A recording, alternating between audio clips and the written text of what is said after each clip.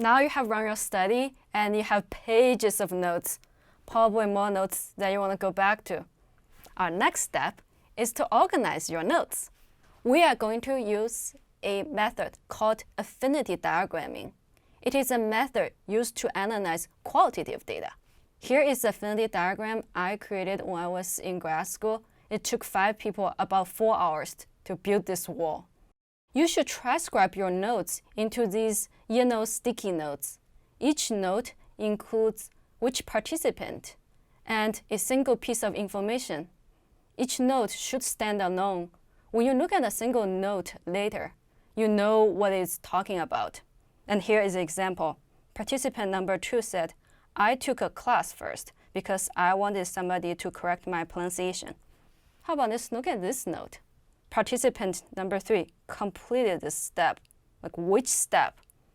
I have no idea what happened. Let's rewrite it.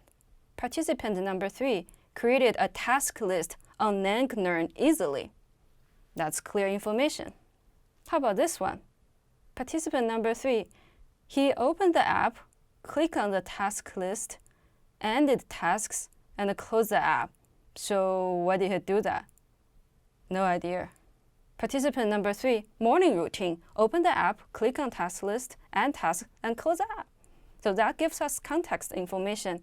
The reason we want to have the participant number there is for later when we organize data, we know how many participants share the same experience.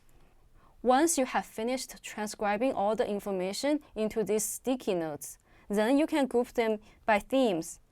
For example, here, participant number 2 said, I took a class first because I wanted someone to correct my pronunciation. And participant 3 said, I chose to study Spanish on apps because I already know Spanish.